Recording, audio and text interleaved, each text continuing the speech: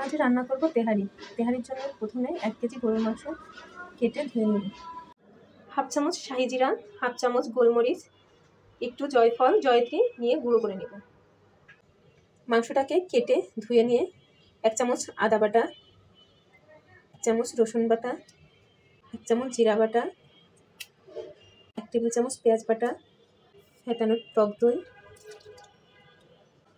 1 চামচ লবণ, যে তেহারির মশলাটা বানিয়েছিলাম তার থেকে হাফ চামচ তেহারি মশলা, হাফ কাপ তেল,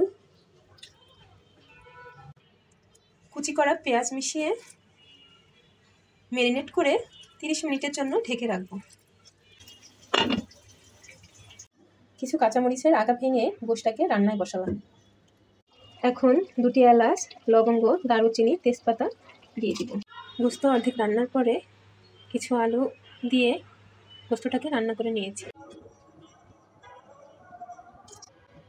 1/4 কাপ তেলে এলাচ, দারুচিনি, লবঙ্গ, গোলমরিচ, তেজপাতা দিয়ে দিব। কিছু পেঁয়াজ দিয়ে ভেজে নিব। হাফ চা চামচ আদা বাটা, হাফ চা চামচ রসুন বাটা, হাফ চা চামচ জিরা বাটা, হাফ চা চামচ ধনিয়ার গুঁড়া, 1.5 চামচ লবণ। মাংসের গ্রেভির কিছুটা তুলে তেলের ভিতরে দিয়ে দিব। 1 কেজি গরুর মাংসের জন্য হাফ কেজি পোলাওয়ের চাল ধুয়ে নেব। ধুয়ে রাখা চালগুলা মশলায় ঢেলে ভেজে নেব। হাফ চা চামচ তেহারির মশলা দিয়ে দেব। কয়েকটা কাঁচামরিচ দিয়ে দিব। 1 কাপ দুধ দিয়ে দিব।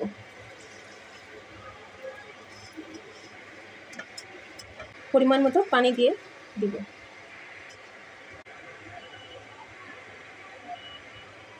এবার ঢাকা দিয়ে রান্না করব। 2 মিনিট হাই ফ্লেমে দিয়ে 5 মিনিট দমে দিয়ে রাখবো।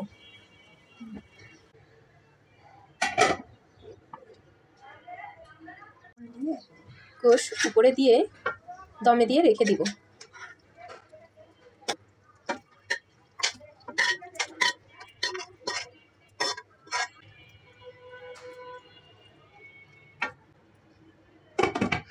এবার নেড়ে মিশিয়ে দিব।